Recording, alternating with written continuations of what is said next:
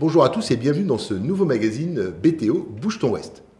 Alors aujourd'hui je vais vous parler de battle culinaire et surtout de grands frissons. La marque Dossi, vous connaissez? Par contre, est-ce que vous connaissez les battles culinaires? Non?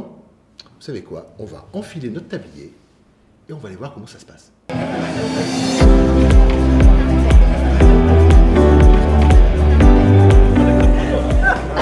Alors l'objectif de la Battle Dossi, c'est de réunir à la fois des salariés, des adhérents et des sportifs autour de la marque Dossi. Alors cette battle, c'est une battle culinaire. Donc c'est autour de nos produits.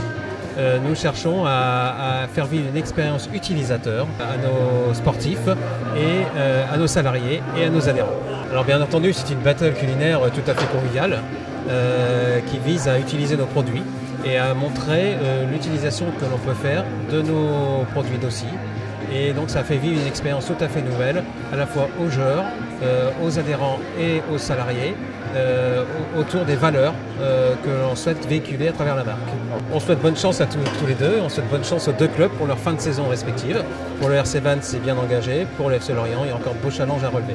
Alors la première manche, nous l'avions faite au RC Vannes, la deuxième manche au FC Lorient, et cette fois-ci, nous avons décidé de le faire chez un de nos adhérents, producteur de légumes, qui a le plaisir de nous accueillir aujourd'hui. Donc c'est pour ça que nous sommes sur une exploitation agricole qui produit des légumes qui sont ensuite dans les boîtes Dossi. Il y a un petit brin de fierté forcément, mais c'est peut-être aussi pour montrer le savoir-faire des producteurs et en l'occurrence du local. Donc c'est pour ça que peut-être que Dossi a décidé de venir chez moi.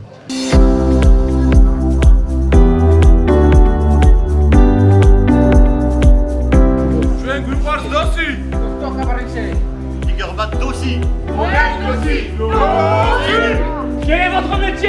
Victor! Et travaillez-vous? Et le grand gagnant aujourd'hui pour cette battle, pour cette finale, est le FCL de Lorient.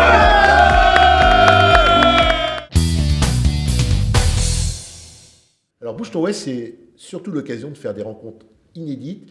Et j'ai la chance aujourd'hui de recevoir sur le plateau de BTO un pilote émérite, un pilote d'exception, Thierry Léniac. Bonjour Thierry. Bonjour Bertrand. Alors Thierry, tu es le responsable et le pilote de Bretagne Hélicoptère. Alors ma première question, c'est comment on devient pilote chez Bretagne Hélicoptère? On devient pilote chez Bretagne Hélicoptère quand on a l'opportunité d'avoir cette place. Et donc pour avoir cette place, j'ai fait une petite carrière de 20 ans dans la marine.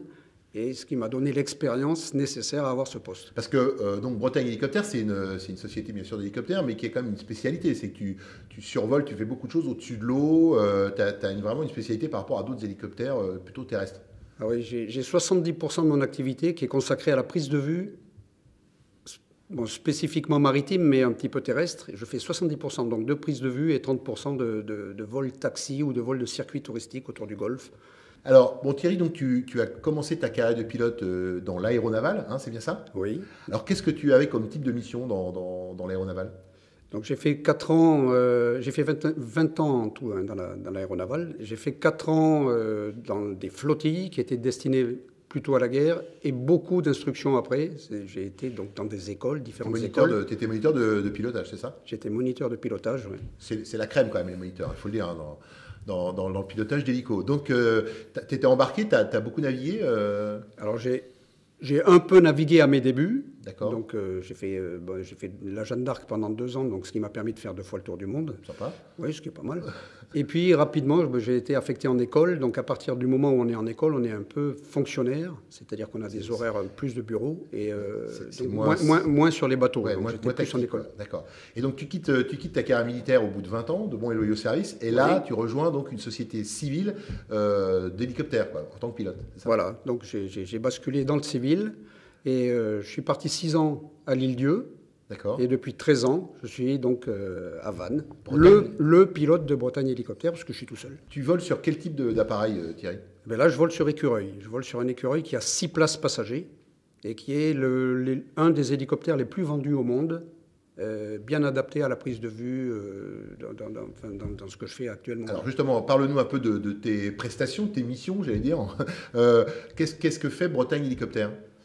Bretagne Hélicoptère, c'est 70% de prise de vue aérienne, bon, plus spécifiquement sur l'eau, donc sur les courses de bateaux, les régates, le littoral. Les tempêtes aussi, j'ai cru comprendre que tu n'as pas peur d'aller avec ton hélico dans les tempêtes. Non, tu as fait du tournage cinéma, c'est ça? Alors on a fait du cinéma, la télé, il y a Thalassa qui a fait un reportage récemment dans les tempêtes, mais il n'y a pas d'histoire d'avoir peur d'aller dans la tempête. L'hélicoptère est presque fait pour ça, c'est-à-dire qu'il est presque fait pour ça.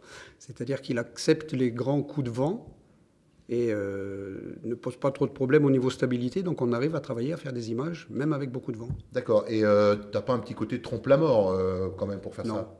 Non, c'est souvent ce qu'on me dit, on dit t'es un peu inconscient d'aller là-dedans, mais non, si c'était dangereux, j'aurais rapidement changé de métier. Aujourd'hui, tu as combien d'heures de vol, Thierry? Et là, j'ai passé les 11 500. Oui, 11 500 heures de vol. Donc 40 ans de vol, en fait, c'est ça?